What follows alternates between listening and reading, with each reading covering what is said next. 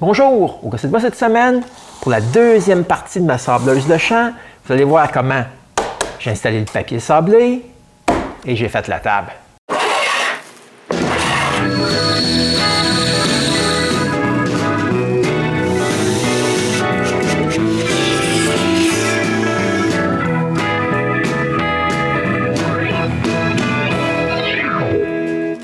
À la fin de ma première partie, j'avais 2 armes en métal.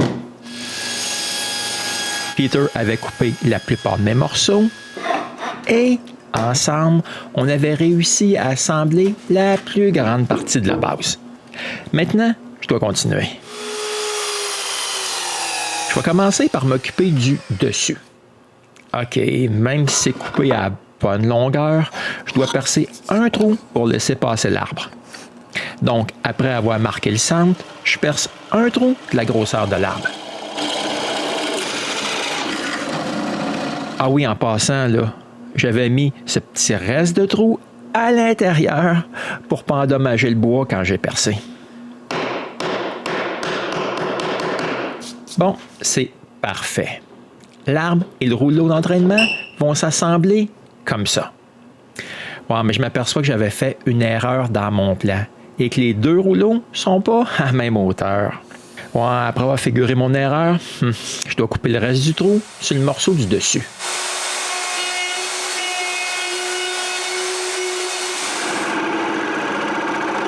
Ensuite, je dois percer des trous à la grosseur des roulements à billes. Et maintenant, je peux coller mes morceaux ensemble. Ouais, là maintenant, j'ai juste à attendre que la colle sèche. Quand elle l'est, je vais utiliser ce morceau qui ne me sert à rien comme guide pour couper des morceaux ronds.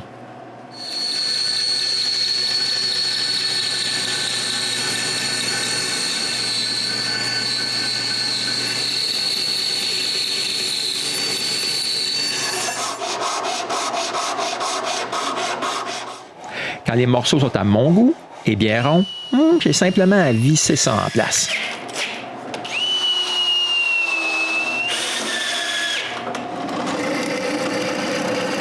Ouais, mais comme c'est un morceau que j'aurais probablement enlevé, comme avec tous les morceaux que j'aurais enlevés, je perce un trou de la grosseur d'un goujon et je le colle en place sur seulement un des morceaux.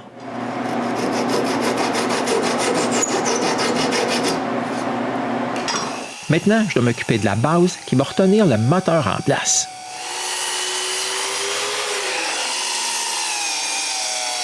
Quand elle est coupée à la grosseur que j'ai besoin, je mets le moteur à l'endroit où il faut et je prends des mesures pour savoir où mettre la base du moteur.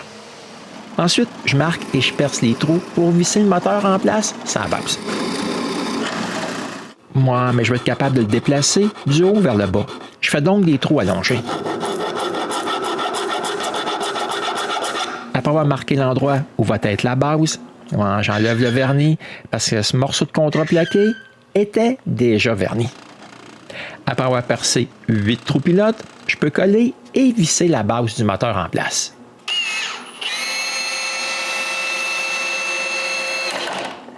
Et je peux finalement mettre le moteur à l'endroit où il devrait être.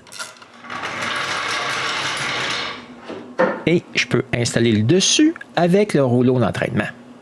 Maintenant, je dois figurer exactement l'endroit où le dessus devrait être. Ouais, je vérifie si c'est bien à sa place avec un indicateur. Ouais, comme je suis satisfait, je marque, je perce et je visse une coupe de vis pour retenir le dessus en place. Je fais encore un test sur l'arbre avec un indicateur. Ouais, pour un outil fait en bois, je pense que c'est pas si pire que ça. Je fais même un test avec le moteur à basse vitesse. Et la pièce de monnaie reste debout pendant un certain temps. Comme le dessus va s'enlever et se remettre plusieurs fois, je marque et je perce des trous pour pouvoir mettre des petits bouts de goujon d'alignement.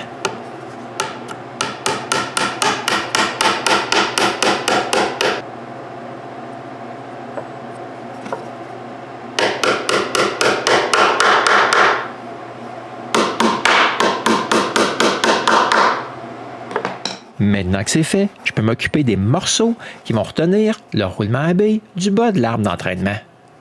Je commence par mesurer la longueur que doit avoir la partie du bas.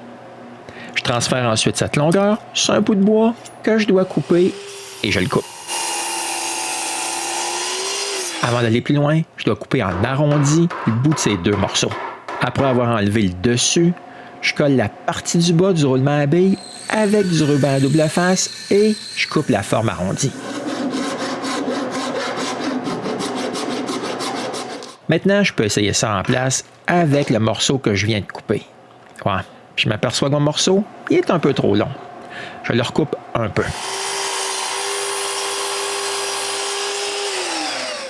C'est pas encore parfait. Je le recoupe encore.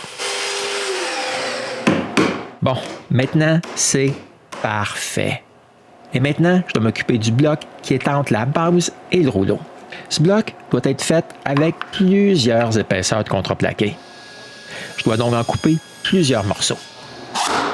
Bon, quand j'en ai assez, je les colle tous ensemble. Maintenant, j'ai juste à attendre que la colle sèche avant de continuer. Mais c'est parfait parce qu'avec la neige qui tombe dehors, je dois sortir et passer la souffleuse. Quand j'ai fini de souffler la neige, la colle est assez sèche pour que je puisse couper mon bloc à bonne grosseur.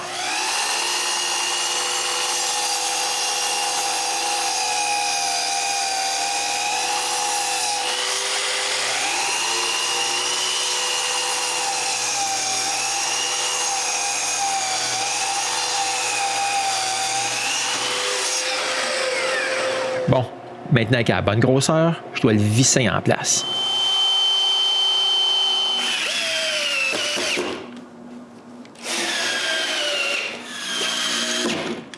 Pendant que tout est sur le côté, je m'assure que mon bloc soit à la même hauteur que la base. Ouais, mais je dois faire quelque chose ici pour empêcher le roulement à billes de tomber. Je trace donc la forme que j'ai besoin sur un bout de contreplaqué, je le perce et coupe la forme. Maintenant, j'ai juste à visser ça en place.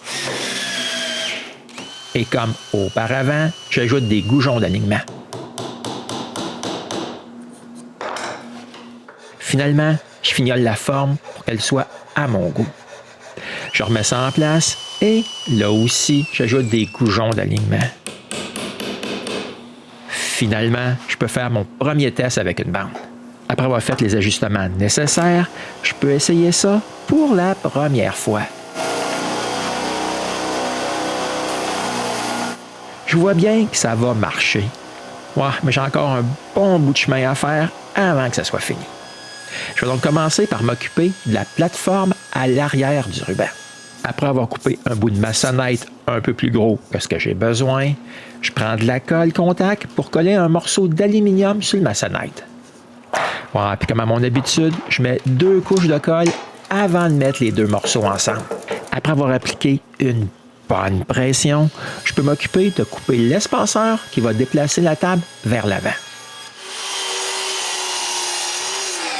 Avant de pouvoir le visser en place, je perce les trous pour pouvoir accéder à l'écrou à griffe qui est à l'intérieur de la base. Ensuite, je visse l'espaceur à sa place. Après tout ça, c'est le temps de couper une maçonnette avec l'aluminium.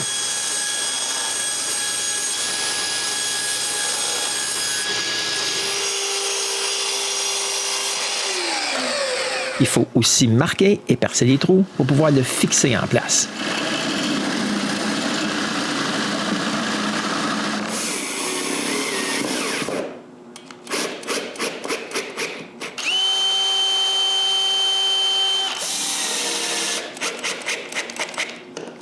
Maintenant, je peux commencer à fabriquer la table. Les premières choses que je coupe sont l'arrière de la table et le support qui va le retenir à la base. Quand j'ai ces 2 morceaux, je trace la forme du support sur l'arrière de la table et je coupe la forme.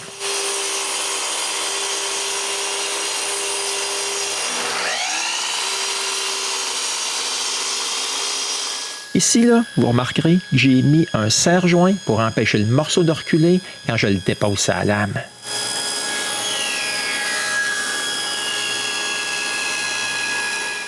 finis les coupes à liquide.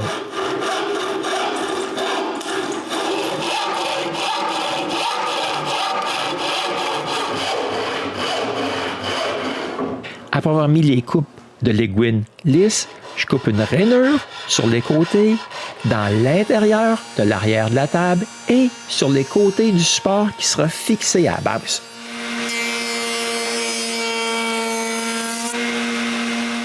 Pour que les deux morceaux puissent glisser un sur l'autre, je vais couper un bout de ce plastique.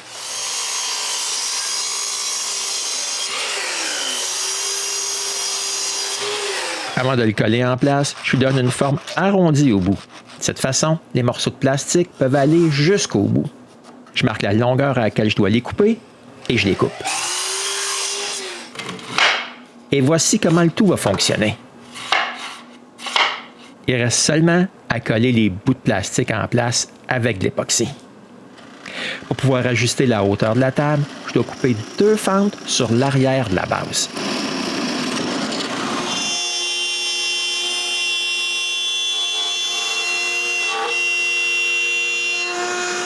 Et maintenant, avec l'arrière boulonné en place, je peux visser le support à sa place.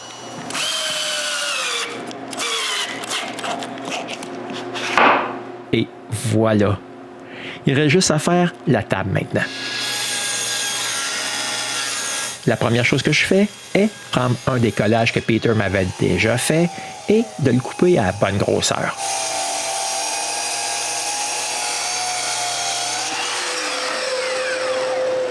Ensuite, je dois aussi couper les 2 morceaux en angle qui vont retenir la table à sa place. Bon, j'ai tous les morceaux pour faire la table.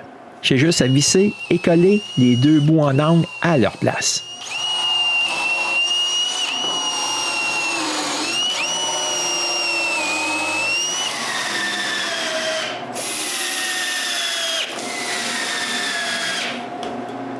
Et voici comment tout ça aura l'air. J'en profite aussi pour vérifier si la table va bel et bien être à 90 degrés du papier sablé.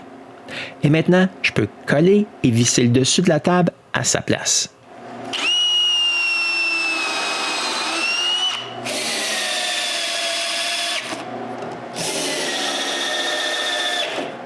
Après avoir mis quelques vis, j'enlève la table de la base et j'ajoute un paquet d'autres vis.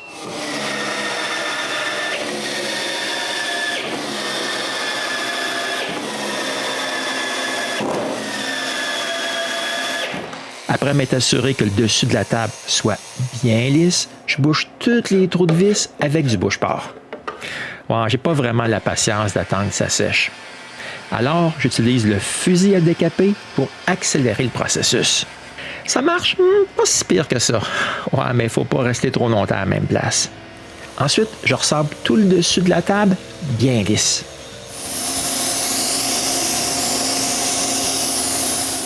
Puis, c'est le temps de coller, là aussi, un morceau d'aluminium.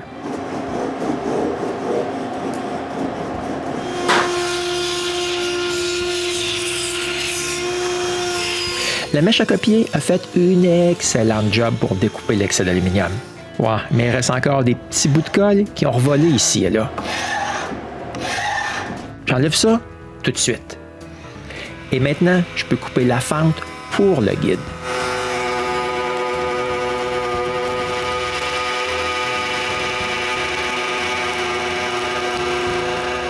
C'est parfait. Ouais, mais je dois quand même le fixer en place. Après avoir percé 2 trous pilotes, je mets 2 vis. Et je perce le reste des trous pilotes. Je marque la longueur que le rail devrait avoir et je le coupe.